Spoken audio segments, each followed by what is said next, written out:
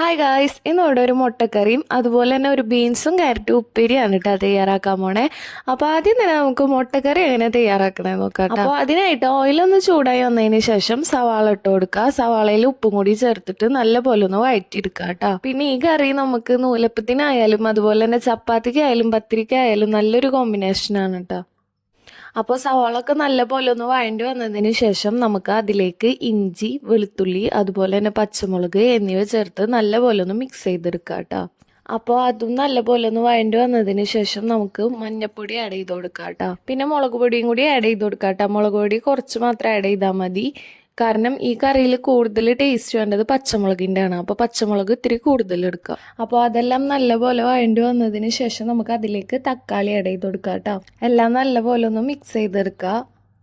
അപ്പോൾ തക്കാളിയൊക്കെ ഒന്ന് വാടി സെറ്റായി വരുമ്പോഴേക്കും നമുക്ക് അതിലേക്കുള്ള അരപ്പൊന്ന് സെറ്റാക്കി എടുക്കാം കേട്ടോ. അപ്പോൾ അതിനായിട്ട് തേങ്ങ ചിരകിയത് എടുക്കുന്നുണ്ട്, അതുപോലെ തന്നെ ജീരകം, പിന്നെ ചുവന്നുള്ളി, പിന്നെ അരയാൻ ആവശ്യത്തിന് വെള്ളം, പിന്നെ കുറച്ച് മഞ്ഞൾപ്പൊടി എന്നിവ ചേർത്ത് നല്ലപോലെ ഒന്ന് അരച്ചെടുക്കുക കേട്ടോ. അരപ്പ് നല്ലതുപോലെ ഒന്ന് അരഞ്ഞ് വരണം കേട്ടോ. അപ്പോൾ നമ്മുടെ തക്കാളിയും അതൊക്കെ നല്ലപോലെ ഒന്ന് സെറ്റായി വന്നിട്ടുണ്ട്.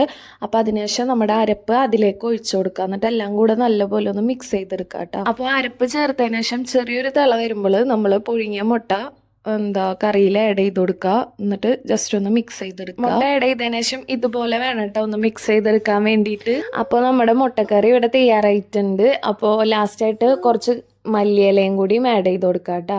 അപ്പോൾ എല്ലാവരും ഒന്ന് ട്രൈ ചെയ്ത് നോക്കുക. എന്നിട്ട് ഫീഡ്ബാക്കൊക്കെ ഒന്ന് കമൻറ്റ് ചെയ്യുക. അപ്പോൾ അടുത്തതായിട്ട് ഒരു ബീൻസും ക്യാരറ്റും കൂടെയുള്ള തോരനാട്ടാ സെറ്റാക്കാൻ പോണേ. അപ്പോൾ അതിനായിട്ട് എണ്ണ ഒന്ന് ചൂടായി വന്നതിന് ശേഷം നമുക്ക് കടുക് പൊട്ടിച്ചെടുക്കുക. അതുപോലെ തന്നെ വറ്റൽമുളകും കൂടെയും പൊട്ടിച്ചെടുക്കുക കേട്ടോ. അപ്പോൾ കടുകെല്ലാം പൊട്ടി സെറ്റായി വന്നതിന് ശേഷം നമുക്ക് അതിലേക്ക് സവാള ആഡ് ചെയ്ത് കൊടുക്കുക. സവാളയിലേക്ക് കുറച്ച് ഉപ്പും കൂടി ആഡ് ചെയ്തിട്ട് നല്ലപോലെ ഒന്ന് വഴറ്റിയെടുക്കുക കേട്ടോ. അതുപോലെ തന്നെ പച്ചമുളകും കറിവേപ്പിലയും കൂടി ആഡ് ചെയ്ത് കൊടുക്കുക കേട്ടോ. പിന്നെ ഇതിൽ മുളക് പൊടിയുടെ ആവശ്യമില്ല കേട്ടോ. കാരണം നമ്മൾ ഓൾറെഡി മറ്റേ ഉണക്കമുളക് ഇടുന്നുണ്ട്. പിന്നെ അതുപോലെ തന്നെ പച്ചമുളകും കൂടി ആഡ് ചെയ്യുന്നുണ്ട് കേട്ടോ. അപ്പോൾ കാരണം മുളക് പൊടി വേണ്ട. അപ്പോൾ ഇതെല്ലാം നല്ലപോലെ വഴണ്ടി വന്നതിന് ശേഷം അതിലേക്ക് മഞ്ഞൾപ്പൊടി ആഡ് ചെയ്ത് കൊടുക്കുക. എന്നിട്ട് എല്ലാം കൂടെ നല്ലപോലെ ഒന്ന് മിക്സ് ചെയ്തെടുക്കുക. അതിനുശേഷം നമ്മൾ തേങ്ങ ചിരകിയത് ആഡ് ചെയ്ത് കൊടുക്കുക കേട്ടോ. എന്നിട്ട് എല്ലാം കൂടെ നല്ലപോലെ ഒന്ന് മിക്സ് ചെയ്തെടുക്കുക. അപ്പോൾ അതെല്ലാം നല്ലപോലെ മിക്സായി സെറ്റായി വന്നിട്ടുണ്ട്. പിന്നെ അതുപോലെ തേങ്ങ ഒക്കെ നല്ലപോലെ സെറ്റായി വന്നിട്ടുണ്ട്. അപ്പോൾ അതിന് ശേഷം നമ്മളെ ബീൻസ്, ക്യാരറ്റ് അരിഞ്ഞത് എന്നിവ ചേർത്ത് കൊടുക്കുക കേട്ടോ.